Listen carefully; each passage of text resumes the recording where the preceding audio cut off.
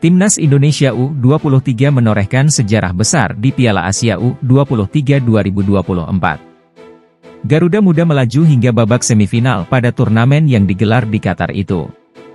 Salah satu penampilan paling tak terlupakan dari Timnas Indonesia U23 terjadi di babak perempat final. Saat itu Rafael Struijk dan kawan-kawan menang lewat babak adu tendangan penalti atas Timnas Korea Selatan U23. Laga itu cukup emosional bagi pelatih Timnas Indonesia U23, Shin Tae-yong. Sebab, Shin adalah pelatih yang lahir dan besar di negara tersebut. Shin Tae-yong baru-baru ini berbicara mengenai momen itu. Pelatih berusia 53 tahun itu mengaku ikut kecewa Korea Selatan gagal berlaga di Olimpiade 2024 Paris.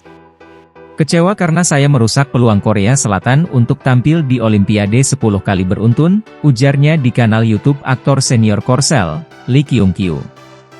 Selain itu, Shin Tae-yong juga mengaku meminta maaf kepada pelatih Timnas Korea Selatan U23 di Piala Asia U23 2024, Hwang San-hong. Menurut Shin Tae-yong, Hwang San-hong tidak merasakan masalah apa-apa. Hwang justru memberikan selamat kepada Timnas Indonesia U23. Saya minta maaf kepadanya. Dia kemudian membalas tidak apa-apa, dia bilang saya melakukan pekerjaan yang bagus, katanya. Timnas Indonesia U23 kalah 0-2 dari Uzbekistan U23 di babak semifinal Piala Asia U23 2024. Dalam laga perebutan tempat ketiga, Garuda Muda pun takluk dari Irak U23. Peluang Timnas Indonesia U23 untuk berlaga di Olimpiade 2024 Paris sebenarnya tetap terbuka. Namun, saat itu Marcelino Ferdinand dan kawan-kawan kalah 0-1 dari Timnas Guinea U23 dalam laga playoff interkontinental.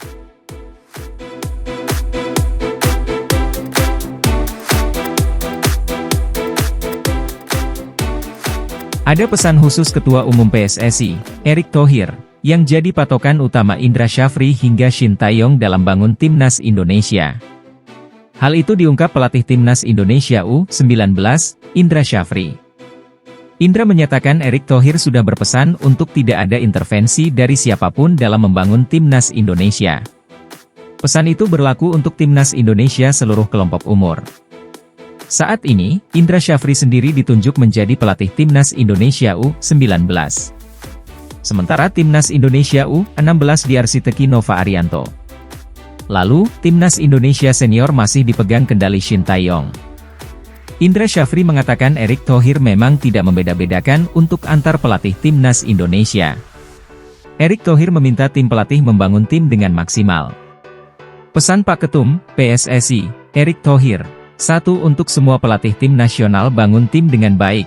Pilih pemain dengan jujur, dan tidak ada intervensi oleh siapapun, kata Indra Syafri dalam konferensi pers, Selasa 16 Juli 2024. Indra Syafri mengatakan Erick Thohir juga menekankan untuk tidak berpuas diri jika meraih segala capaian. Jadi, Timnas Indonesia akan berbenah diri agar terus menjadi lebih baik. Selalu melakukan perbaikan, ujar Indra Syafri.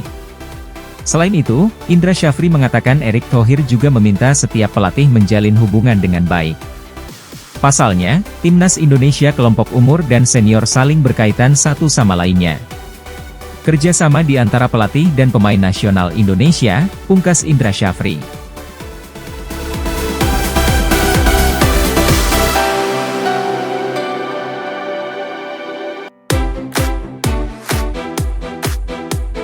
Ketua Umum PSSI memastikan Martin Paes belum bisa bela Timnas Indonesia di laga ronde 3 kualifikasi Piala Dunia 2026 September besok.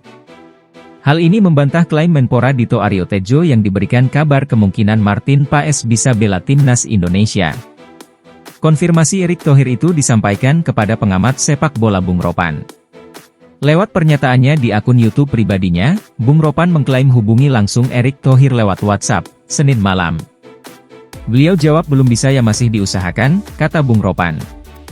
Sebelumnya, Dito Aryo Tejo mengabarkan jika Martin Paes sudah bisa main membela Timnas Indonesia di ronde 3 kualifikasi Piala Dunia 2026 September 2024 mendatang. Hal itu berdasarkan obrolan Dito dengan Ketua Umum PSSI Erick Thohir. Kemarin Pak Erick sampaikan insya Allah September sudah bisa main, kata Dito. Dito pun yakin dengan laporan Erick Thohir itu. Dia meminta publik menunggu. Iya, kata Pak Erick, tegas Dito. Pak E sendiri sudah resmi menjadi warga negara Indonesia.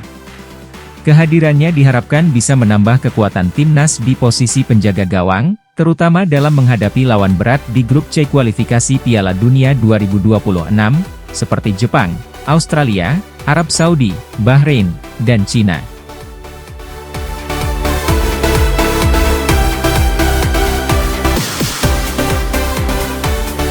Sempat tolak dinaturalisasi, kini karir Jordi Wehrman justru merapat ke klub Liga 1 dan berpotensi besar dilirik timnas Indonesia. Melansir dari pernyataan Direktur Utama PT Polana Bola Madura Bersatu, PT PBMB, Annisa Zafarina, disebutkan bahwa manajemen Sapeh kerap resmi mendatangkan Jordi Wehrman sebagai amunisi anyar di Liga 1 musim depan. Dalam keterangannya, Madura United memuji Jordi Wehrman yang dianggap punya potensi serta kualitas memukau di Eropa. Selain itu, Madura United juga turut menjelaskan asal-usul pemain anyarnya itu yang diketahui punya darah Indonesia. Jordi Wehrman, pemain kelahiran Den Haag Belanda dan punya darah tanah air dari ibunya, ucap Annisa Zafarina. Pemain yang lama mengasah skill si kulit bundar di Feyenoord dari sejak kecil, datang ke Madura untuk merasakan sengitnya bertarung di Liga 1 dan Asia, tambahnya. Lebih lanjut, Madura United juga berharap kehadiran Jordi Wehrman bisa mengangkat performa tim di kompetisi domestik. Karir Jordi Wehrman cukup bagus. Dia menjadi andalan di Feyenoord dan promosi ke tim utama pada usia yang muda dan pernah bermain di timnas Belanda kelompok usia. Kami berharap datangnya dia ke Madura United juga bisa mengangkat performa tim, tutup Annisa.